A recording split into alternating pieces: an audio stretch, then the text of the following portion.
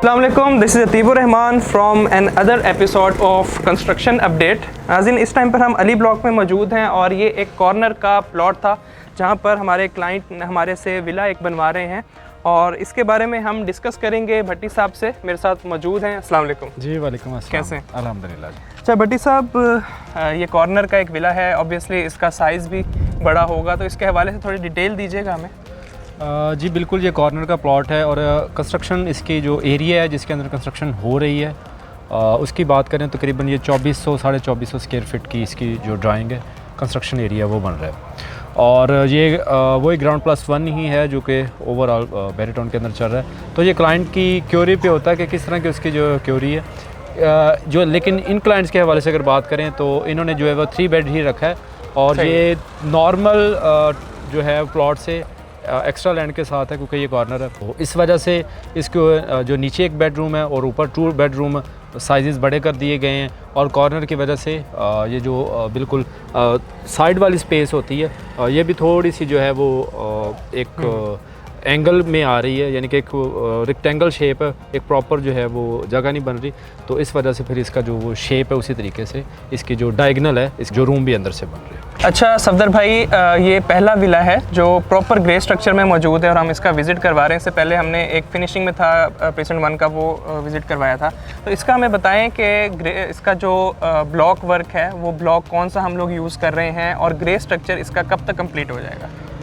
Sir पहले भी इससे हम जो वीडियोस बना चुके हैं 12 अल्हम्दुलिल्लाह किसी न किसी स्टेजेस पे होते हैं। बिल्कुल ये ऐसा विला है जिसके अंदर हम बता सकते हैं। ब्लॉक के हवाले से अगर हम बात करें तो ब्लॉक जो है उसकी क्रशिंग जो स्ट्रेंथ है वो देखी जाती है। ये वो जो है वो 600 जो है PSI होती है। और इसी के बाद अगर साइज़ की इसकी बात करें तो ये 6 इंच बाई 6, 8 और इसी तरीके से 10 इंच तक का जो है ये इसका साइज़ बनता है। और अगर ग्रे स्ट्रक्चर की बात करते हैं तो इंशाल्लाह उम्मीद है कि हम सितंबर के एंड तक इसका जो प्लास्टर वगैरह है वो कंप्लीट कर देंगे क्योंकि अभी बारिशों की वजह से और मौसम की वजह से जो है हमें काम वो रुक के जो है वो करना पड़ता है। अच्छा सफदर भाई, अब हमें इसके प्लम्बिंग वर्क का बताएं और इलेक्ट्रिसिटी वर्क का बताएं कि वो कब तक इसमें स्टार्ट हो जाएगा? अभी इसका जो ऊपर से थोड़ा सा ब्लॉक वर्क वो रह गया है। जैसे ही ब्लॉक वर्क इसका कंप्लीट होगा तो इसके बाद ही जो है वो प्लम्बिंग का काम वो शुरू हो जाएगा। प्लम्बिंग का सारा सामान इसका जो पाइप वगैरह है वो सारे यहाँ पे पड़े हुए हैं और इसी तरीके से जो इसके चौखट वगैरह है वो भी लग चुकी हैं। इलेक्ट्रिसिटी का काम है, उसके पॉइंट्स भी जो है वो साथ साथ फिर इंशाल्लाह उसका काम भी वो साथ ही इसको जो है उसकी रैकिंग करके फिर वो साथ ही वो भी काम जो है इंशाल्लाह शुरू हो जाएगा। सही है।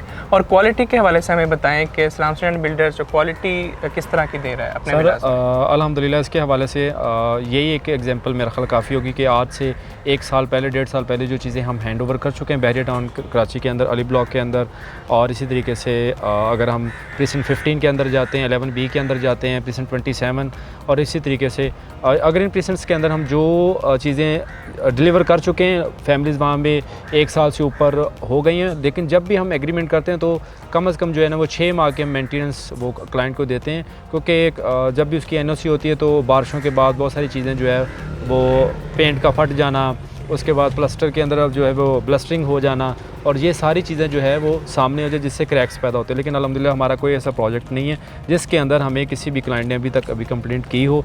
और 125 स्क्वायर यार्ड की इस्लाम स्टेट एंड बिल्डर्स क्या टाइमलाइन दे रहा है? और अगर कॉर्नर का प्लॉट है वो थोड़ा सा बड़ा होता है साइज़ में, उसकी भी टाइमलाइन सेम रहती है या कुछ टाइम इंक्रीज़ होता है उसका? नहीं, वो ड्राइंग डिज़ाइन का जो फेज़ होता है उसके अंदर जो है वो टाइम लगता है। उसकी रीज़न यही है कि पहले प्रेशर कम था बैरिया के लोगों के ऊपर, जो बैरिया के मुलाजमीन थे उनके ऊपर प्रेशर कम था मैनेजमेंट के ऊपर। लेकिन अभी काम जैसे प्रोजेक्ट बढ़ गए हैं तो प्रेशर भी उसी तरीके से ज़्यादा हो गया, लेकिन उनके पास जो एक्सपीरियंस बंदे वो कम है। तो जो पहले काम 20-25 दिन के अंदर हो जाता था वो अभी डबल टाइम पे चला गया और प्रोजेक्ट के ज़्यादा होने की वजह से जो विले की NOC जल्दी डिलीवर होती थी वही आप कह लें कि 2-2.5 माह लेट हो गई है। तो अभी जो पहले हमारी टाइम लाइन थी हम 6 से 8 माह का टाइम लेते थे, लेकिन अभी वही टाइम जो है वो 10 से लेके 12 माह तक जो है वो चला गया क्योंकि डिज़ाइन ड्राइंग फेज़ की वजह से हमें बहुत सारी चीज़ों को फेस करना पड़ता है। और आगे तो इंशाल्लाह हम अपनी स्ट्रेंथ लगा के, मैन पावर लगा के कोशिश करते हैं कि जल्दी से जल्दी जो भी बैरिया के SOPs है उसके मुताबिक काम को कंप्लीट करवा सकें। नाज़रीन, ये थी आज की कंस्ट्रक्शन अपडेट और एक हम विला पे मौजूद थे। कॉर्नर का विला है, ग्रे स्ट्रक्चर उसका ऑलमोस्ट रेडी है और इस तरह की मज़ीद अपडेट्स के लिए आप हमारे चैनल को सब्सक्राइब कर लीजिए। ये वीडियो देखने का बहुत शुक्रिया। अस्सलाम वालेकुम।